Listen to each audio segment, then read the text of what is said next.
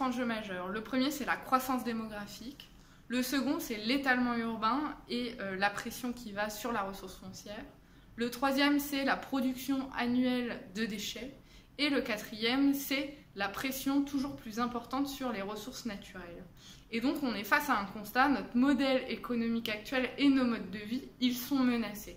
Et donc, l'économie circulaire, elle entend apporter une réponse à ce constat en re-questionnant notre modèle économique dominant pour l'emmener vers une croissance plus pérenne.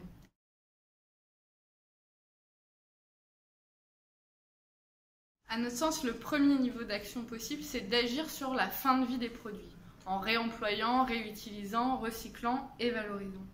On a un projet sur l'hôtel Ibis du Centre Hall à Strasbourg avec notre client Accor Invest, dans lequel on avait une mission de maîtrise d'œuvre initiale à laquelle on a pu ajouter une mission de réemploi.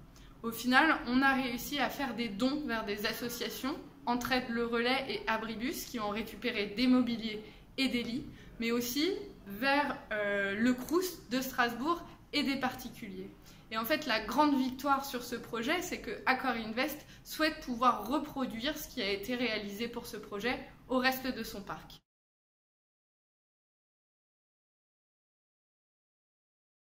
Le deuxième niveau d'action, c'est pouvoir agir le plus en amont possible des projets pour intégrer l'économie circulaire dans l'ADN même des projets immobiliers. On a un exemple avec Nexity et Emerige sur le bâtiment des Invalides à Paris. On a pu intervenir très en amont lors de la phase concours et proposer une mission d'AMO résilience avec une dominante économie circulaire.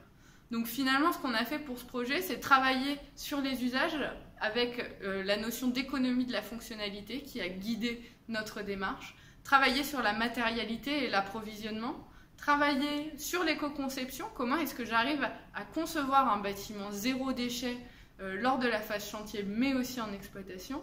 Et aussi et surtout, ce qu'on a souhaité faire, c'est impliquer l'usager et le faire participer à la création de ce projet.